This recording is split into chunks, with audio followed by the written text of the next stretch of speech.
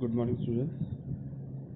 Last lecture में हमने अपना फर्स्ट चैप्टर जो है हमारा उसे हमने कंप्लीट कर लिया था। तो आज उसी से रिलेटेड पहले हम कुछ एमसीक्यूज़ हैं और कुछ असेसमेंट हैं, पहले उसे करते हैं, फिर हम नेक्स्ट चैप्टर की तरफ अपना बढ़ते हैं। ठीक है, तो चलिए स्टार्ट करते हैं अपना फर्स्ट एमसीक्यू, जो कि जिसमें आपको 4 ऑप्शन दिए हुए हैं। इनमें से आपको सही ऑप्शन चूज़ करना है। ठीक है, तो चलिए स्टार्ट करते हैं। फर्स्ट है यहाँ पे, which of the following is not a form of non verbal communication. यानी इनमें से कौन सा, जो 4 यहाँ ऑप्शन दिए हैं, इनमें से कौन सा नॉन वर्बल कम्युनिकेशन का एक फॉर्म नहीं है।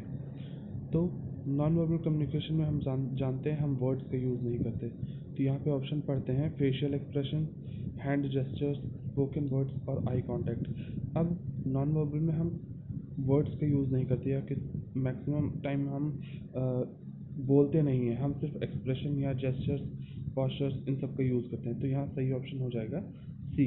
ठीक है, spoken words. Spoken word is not a form of non verbal communication. Second है आपका, what which form of communication is extremely private. यानी कम्युनिकेशन का कौन सा रूप बहुत ही निजी होता है, यानी एक्सट्रीम, कुछ ज़्यादा ही प्राइवेट होता है। ठीक है, तो मैंने आपको पढ़ाया था इसमें 2 मेथड्स होते हैं कम्युनिकेशन के, इंटर पर्सनल और इंट्रा पर्सनल। ठीक है, इंट्रा पर्सनल क्या होता है, जिसमें हम खुद से बातें करते हैं, और इंटरपर्सनल क्या होता है, जिसमें 2 इंडिविजुअल्स शामिल होते हैं। तो इसका सही ऑप्शन क्या हो जाएगा, जो कि एक्सट्रीमली प्राइवेट होता है, वो होता है हमारा इंट्रापर्सनल। ठीक है, सही ऑप्शन हो जाएगा हमारा इंट्रापर्सनल कम्युनिकेशन।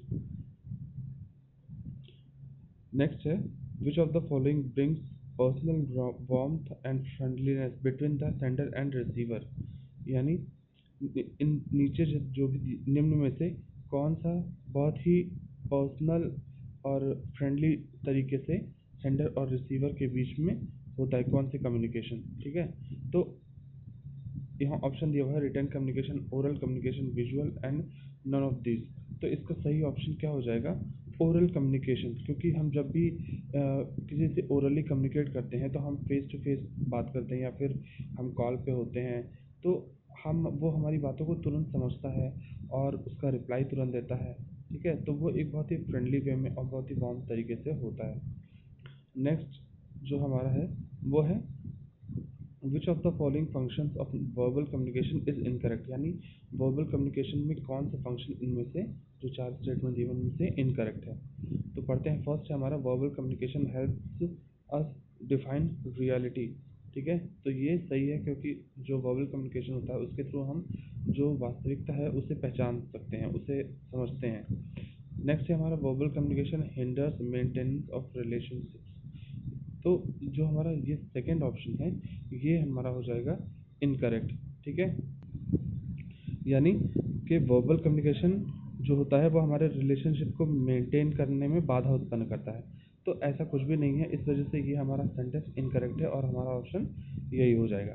ठीक है, नेक्स्ट हम देखते हैं, any communication that conveys a message consisting of spoken word is called. यानी कोई ऐसा कम्युनिकेशन का माध्यम जिसके द्वारा हम बोले गए वर्ड्स, मतलब जो बोले गए वर्ड्स को मैसेज के रूप में कंसिस्ट करता है, मैसेज के रूप में एकत्रित करता है, उसे हम क्या कहते हैं। तो विजुअल कम्युनिकेशन, यहाँ हमारा option visual communication, oral communication, written communication and non verbal communication. इसका मतलब जो हमारा इसमें सही ऑप्शन हो जाएगा वो है ओरल कम्युनिकेशन। यानी ओरल कम्युनिकेशन के थ्रू ही हम अपने बोले गए शब्दों के द्वारा मैसेज को दूसरों तक पहुंचा सकते हैं या रिसीवर तक कन्वे कर सकते हैं। नेक्स्ट है हमारा, a smile and a nod is an example of. यानी हम हंसते हैं या अपना सर हिलाते हैं, शेक करते हैं, तो वो किसका एग्जाम्पल है। तो इसका ऑप्शन हो जाएगा verbal communication, oral communication, non verbal communication and written communication. तो इसका सही ऑप्शन है नॉन वर्बल कम्युनिकेशन, क्योंकि हम नॉन वर्बल कम्युनिकेशन में हमेशा हेड नॉड होता है, हमारा स्माइलिंग फेस होता है, यानी एक्सप्रेशन हम यूज़ करते हैं। ये सारी चीज़ें हम नॉन वर्बल कम्युनिकेशन में यूज़ करते हैं। तो ये था आपका एमसीक्यू। नेक्स्ट है आपका, कुछ फिल इन द ब्लैंक्स दिए हुए हैं। ठीक है, तो इन्हें करते हैं। फर्स्ट है हमारा, in dash communication information is exchange between 2 individuals. यानी किस कम्युनिकेशन माध्यम में दो लोगों के बीच में इंफॉर्मेशन का आदान प्रदान होता है, इंफॉर्मेशन एक्सचेंज होता है। तो हम जानते हैं इंट्रापर्सनल और इंटरपर्सनल दो तरह के कम्युनिकेशन होते हैं। उसमें इंटरपर्सनल कम्युनिकेशन जो होता है उसमें दो लोग की ज़रूरत होती है, जिसमें एक सेंडर और एक रिसीवर की तरह से काम करता है। ठीक है, तो यहाँ सही ऑप्शन हो जाएगा हमारा इंटरपर्सनल कम्युनिकेशन। सेकेंड हमारा हो जाएगा the conveyance of ideas and information in form that can be seen through the eye is referred to as dash communication. यानी कोई किसी आइडिया या इंफॉर्मेशन को जब का एक ऐसा फॉर्म जिसमें हम अपने आई का यूज़ करते हैं, जिसमें हम अपनी आँखों का यूज़ करते हैं उसे देखने के लिए, ठीक है, समझने के लिए, तो वो कौन सा माध्यम कहलाता है? तो हमें जानते हैं उस वो हमारा होता है विजुअल कम्युनिकेशन। ठीक है, उस विजुअल कम्युनिकेशन में हम अपनी आँखों का यूज़ करते हैं, अपने सेंस का यूज़ करते हैं, चीज़ों को, इन्फॉर्मेशन को, किसी आइडियाज़ को हम देखते हैं और उसे उसी अकॉर्डिंग समझते हैं। तो यहाँ पे सही ऑप्शन हो जाएगा हमारा विजुअल कम्युनिकेशन।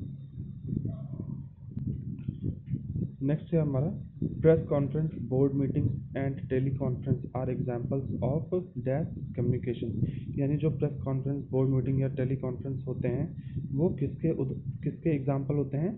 तो वो होता है हमारा स्मॉल ग्रुप कम्युनिकेशन का। यानी ये एक छोटे छोटे, इसमें बहुत ज़्यादा ऑडियंस नहीं होती, बहुत ज़्यादा लोग नहीं होते हैं, इसमें एक लिमिटेड लोग होते हैं, बोर्ड मेंबर्स होते हैं या फिर कुछ ऐसे ही लोगों को बुलाया जाता है जिनकी वहाँ ज़रूरत होती है, तो वो एक स्मॉल ग्रुप कम्युनिकेशन कहलाता है। ठीक है, नेक्स्ट है हमारा dash communication happens in the absence of any oral और कंपोज्ड वर्ड। यानी दिया हुआ है ऐसा कम्युनिकेशन जो किसी ओरल या कंपोज्ड वर्ड के बनाए हुए शब्दों के अभाव में होता है, वो कौन सा कम्युनिकेशन कहलाता है? वो होता है हमारा, तो हम जानते हैं वो कहलाता है हमारा नॉन वर्बल कम्युनिकेशन। ठीक है, नॉन वर्बल कम्युनिकेशन जो होता है वो हमारा, वो किसी वर्ड या ओरली बोले गए शब्दों के अभाव में ही हम यूज़ करते हैं।